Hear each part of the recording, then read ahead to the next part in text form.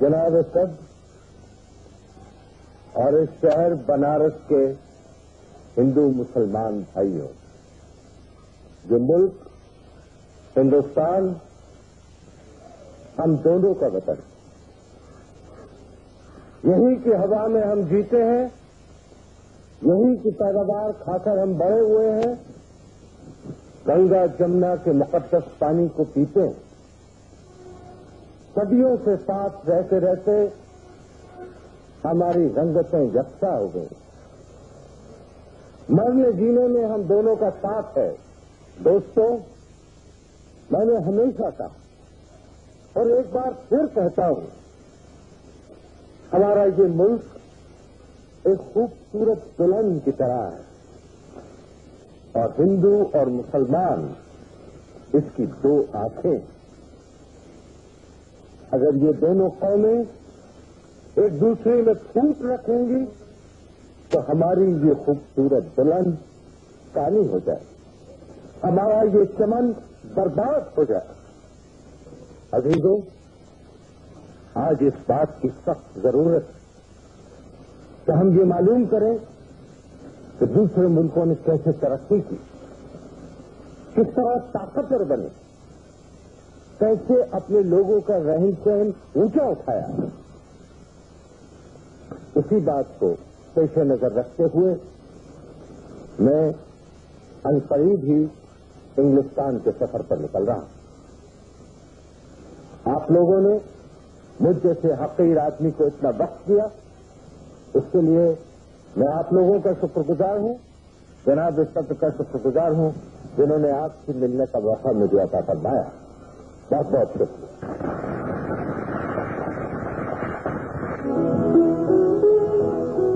Cambridge اور Oxford یونیورسٹیاں دیکھی، یہ آپ اپنی مثال نہیں، کاش ان کے مقابلے کے ادارے ہم اپنے ملک میں سے قائم کر سکتے ہیں۔ میں یقین دلاتا ہوں، جب کبھی عالموں اور مہذب لوگوں کو دیکھا، جہاں کہیں عمدہ مکانات دیکھے، جہاں حسین پھولوں کو دیکھا، یہاں تک کہ جب کبھی کسی خوبصورت شخص کو دیکھا تو مجھے اپنا ملک، اپنی قوم یاد آئی اور بہت رنج ہوا کہ ہمارا ملک ایسا کیوں نہیں۔ خوب ہے یہ ملک اور یہاں کے لوگ، تبھی تو آج دنیا پر حکومت کر رہے ہیں۔ اور ایک ہمارا ملک کن کن گراوٹوں کا شکار، غریبی کا شکار تو ہے ہی، اس پر کینہ پر بری، گھمنڈ، جھوٹی شیخی، وہ جہالت کی سبھی نشانیاں ہیں۔ سنا ہے سر سید احمد خان کل لندن سے تشریف لا رہے ہیں۔ السلام علیکم۔ وعلیکم السلام۔ شکریہ۔ دیکھا آپ نے گزشتہ کا نیا شمارہ، لندن میں بیٹھ کر اس سوچری نے ہم لوگوں کا حیوان بتایا ہے، بے غیرت اور گرا ہوا کہا ہے۔ حد ہو گئی ہے بدتمیزی کی بھی۔ واقعی یہ تو بہت غیر شائستہ حرکت ہے۔ اور معلوم ہوا ہے سید احمد خان لندن سے کوئی نئی تعلیمی پالیسی بھی لا رہے ہیں۔ لانے دیجیے نئی تعلیمی پالیسی، جب پالیسی آئے گی تو اس کو بھی دیکھیں گے۔ دوستوں، انگلستان میں میرا قیام تقریباً 2 برس کا رہا۔ اس دوران میں نے جو دیکھا سنا، اس کی تفصیلات تو میں آپ کو وقتاً فوقتاً بھیجتا رہا ہوں، تو اس کو دہرانے کی یہاں ضرورت نہیں۔ لیکن میں سمجھتا ہوں کہ وہاں رہ کر جو سب سے بڑا کام میں نے کیا وہ یہ کہ سر ولیم میئر کی کتاب کا جواب دے ڈالا۔ یہ تو آپ نے بہت زبردست کام کر ڈالا، اس سے تو پوری قوم میں خوشی کی لہر ہو جائے گی۔ بہت اچھا ہوا۔ چلیے، اگر اس کام سے آپ سب لوگوں کو خوشی ہے تو اس گناہگار کو بھی خوشی ہے۔ اچھا سید بھائی، اب ہندوستانی بچوں کی تعلیم کے سلسلے میں آپ کا کیا نظریہ ہے؟ راجا بھائی، قوم کو آگے بڑھانے کے لیے ہمیں نئی تعلیم اور ماڈرن ایجوکیشن کو اپنانا۔ وہ کیسے؟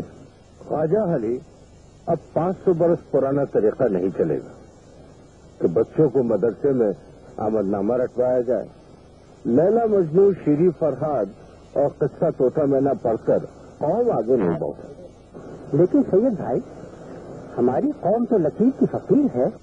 خواجہ علی،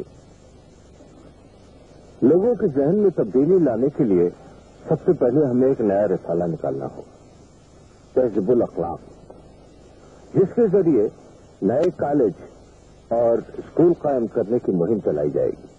سید بھائی، کیا قوم مکتب اور دینی مدرسوں کی جگہ پر انگریزی اسکول اور کالجوں کو قبول کر لے گی؟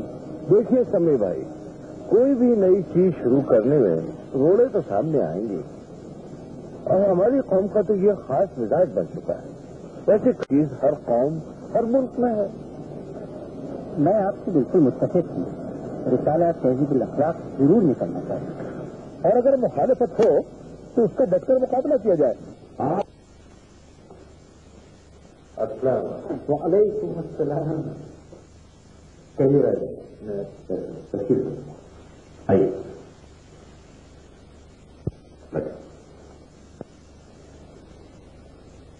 ایک خاص وجہ سے آج میں نے آپ لوگوں کو تکلیف دی۔ کفر کے فتوے تو آپ نے دیکھ ہی لیے ہوں گے۔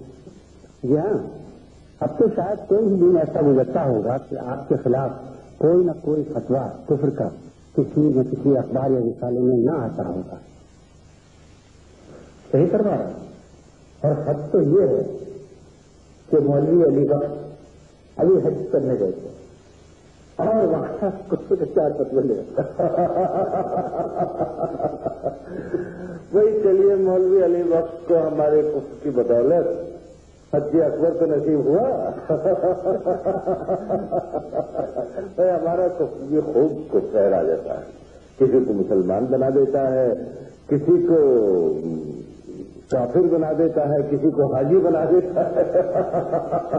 لیکن مخالفین کے اعتراضات کا جواب تو دینا چاہیے، مگر تہذیب اور شائستگی کے دائرے میں۔ بالکل صحیح کہہ رہا تم سید محمود۔ اگر آپ لوگوں کی رائے یہ ہے کہ میں مخالفین کو جواب دوں تو ضرور دوں گا، مگر صرف ایک بار، اس کے بعد زبان بند کر دوں گا۔ وہ بھی اس لیے کہ اگر میں تا عمر ان کی بات کا جواب دیتا رہا تو جواب دینے میں عمر گزر جائے، کام کم ہوگا۔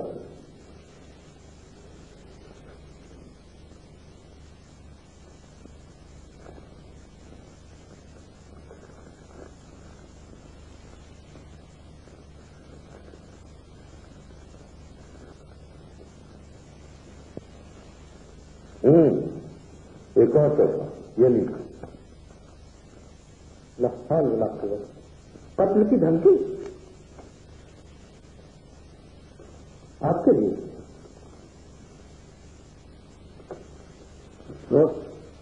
کیا ہو گیا ہے ہماری قوم کو؟ لیکن مجھے اس کی قطعی پرواہ نہیں ہے خواجہ حالی۔ میں خدا اور اس کے رسول کا دوست ہوں، جھوٹے مولوی ملاؤں کا نہیں۔ میرا مطلب یہ قطعی نہیں ہے کہ سبھی مولوی جھوٹے ہیں، ان میں سچے بھی ہیں، اچھے بھی ہیں، بلکہ کچھ تو میرے ساتھ بھی ہیں۔ لیکن اس کا یہ مطلب نہیں کہ ہمیں اس مسئلے کو یہیں چھوڑنا ہوگا، ہمیں اس پر سنجیدگی سے غور کرنا ہوگا، بلکہ پولیس میں رپورٹ کرنا زیادہ مناسب نہیں خواجہ، پولیس میں کوئی رپورٹ نہیں ہوگی۔ قتل کی دھمکی دیتے ہیں نا، میرے دیجیے قتل، اور وہ بھی اپنے بھائیوں کے ہاتھوں۔ یہ تو اپنے بزرگوں کی میراث رہی ہے، وہ خواجہ ہے، تاریخ اس بات کی گواہ ہے۔ لیکن سید بھائی، لیکن کچھ نہیں راجا بھائی، یہ سید زیادہ اس قوم کے لیے مر کے کیا ہے، اور مرے گا بھی تو قوم کے لیے۔ اس بات کیجیے محسن، مجھے معلوم ہے تم میرے مذہبی نظریات اور خیالات سے شدید اختلاف رکھتے ہو۔ خط و کتابت کے ذریعے ہمارے اختلافات دور نہیں ہو سکتے۔ کیا ہی اچھا ہو چند روز کے لیے علی گڑھ آ جاؤ، مجھے میزبانی کا حق دو، تاکہ روبرو بیٹھ کر اختلافات کو دور کیا جا سکے اور دلوں کی صفائی ہو سکے۔ خواجہ حالی، میں آپ کے لیے ایک اچھی خبر۔ وہ کیا؟ سید مہندی میرے بلاوے پر حیدرآباد سے علی گڑھ تشریف لا رہے ہیں۔ اچھا، ہاں، اور اب لگتا ہے کہ میرے اور ان کے درمیان اختلافات دور ہو جائیں گے۔ لگتا ہے آپ کے ان کے تعلقات پر میری نظم کا اثر پڑا ہے۔ خواجہ، مد نظر اسلام لکھ کر تم نے قوم پر تو احسان کیا ہی ہے، لیکن میری تو بخشش کا سوال کر دیا. وہ کیسے؟ وہ ایسے کہ جب خدا محشر میں مجھ سے پوچھے گا کہ اے سید زادے تجھے کس لیے بخشا جائے، بتا تو نے کون سا کام کیا ہے، تو میں کہوں گا اے میرے معبود حالی سے یہ نظم لکھوائی.